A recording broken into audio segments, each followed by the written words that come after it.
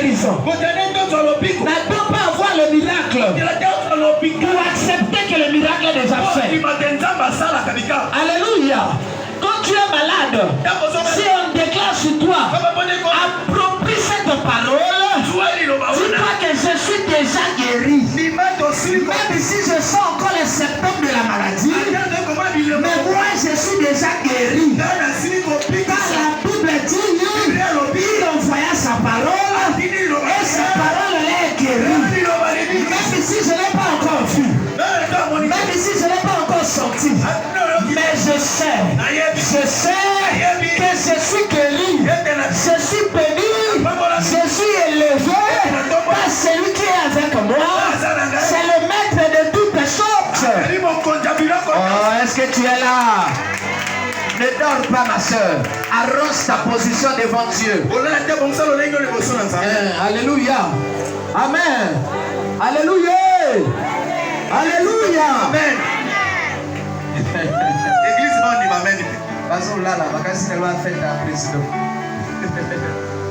Alléluia. Bien aimé, deuxièmement, on avait dit ceci. Après avoir s'approprié, il faut mettre cela en action. Tu peux dire oui, je suis béni. Oui, je suis élevé. Mais si tu ne mets pas les actions pour être élevé, tu resteras seulement à l'appropriation. C'est comme un élève. On prie sur lui. On dit que tu seras élevé. Tu auras ton examen. Mais si tu n'entres pas en action pour étudier, tu n'auras pas l'examen. On peut dire que tu seras béni. Tu auras un gros commerce. Mais si devant ta maison, tu ne commences pas avec une petite chose, bien-aimé, tu n'auras rien également. Est-ce que tu comprends cela? Dieu élève ceux qui commencent petit. Et Dieu les élève. Dieu n'est pas un magicien. Il demande toujours qu'est-ce que tu as en main. Comme Moïse, Dieu le demanda qu'est-ce que tu as entre tes mains. Moïse avait le bâton. Voilà pourquoi la mer rouge a été séparée. Pour que ta mer rouge se sépare, il te faut quelque chose. Alléluia. Amen. Comme quelqu'un a dit, marquez le premier pas. Le second, c'est Dieu lui-même qui s'en souvient. Qui peut marquer le premier pas ce matin? Qui veut marquer ce premier pas ce matin? Dis Amen. Dis Amen. Amen. On avait dit encore ceci, frère d'ici. Il y a des chrétiens. Frère d'ici, prie sur lui. Il dit, Amen. Je reçois la guérison. Je reçois la paix. Je reçois la délivrance. Dès qu'il sort de l'église, quand un frère lui demande, comment vas-tu? Oh, moi je suis encore malade. Je suis malade. Tu anéantis toutes les paroles que tu avais prononcées dans l'église. Tu anéantis toutes les paroles que l'homme de Dieu a proclamées sur toi. Voilà pourquoi ton problème persiste. Alléluia. On est arrivé le vendredi. Le vendredi, l'évangéliste Franck nous a parlé de Paul et Silas. Ils sont arrivés quelque part. Pendant qu'ils prêchaient le Seigneur, une femme a eu envie d'écouter la parole de Dieu.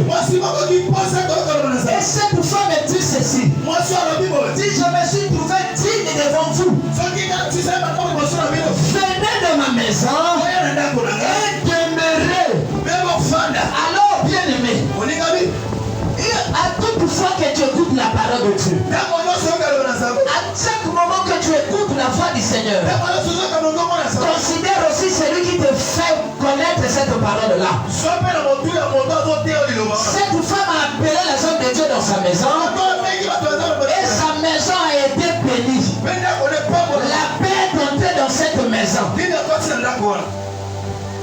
À la sortie de là, ils ont commencé à parler du Seigneur.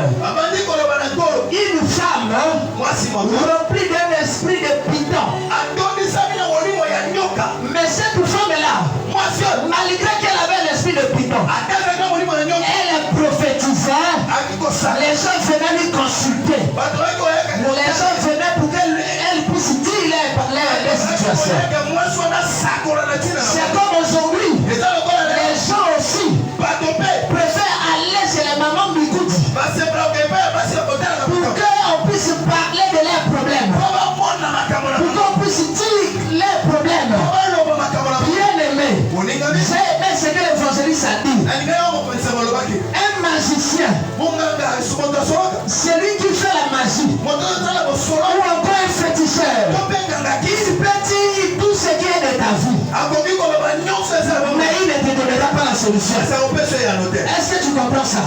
Il pourra dire la vérité sur quelque chose de concernant, mais berger, il ne donnera pas la solution. Alléluia. Au contraire, à plusieurs fois, ce qu'il donne, ce n'est que les contradictions de les familles. Oh, quand tu viens à Dieu, Dieu te parle, Dieu révèle tes situations, Dieu révèle ta vie. Il ne s'arrête pas là.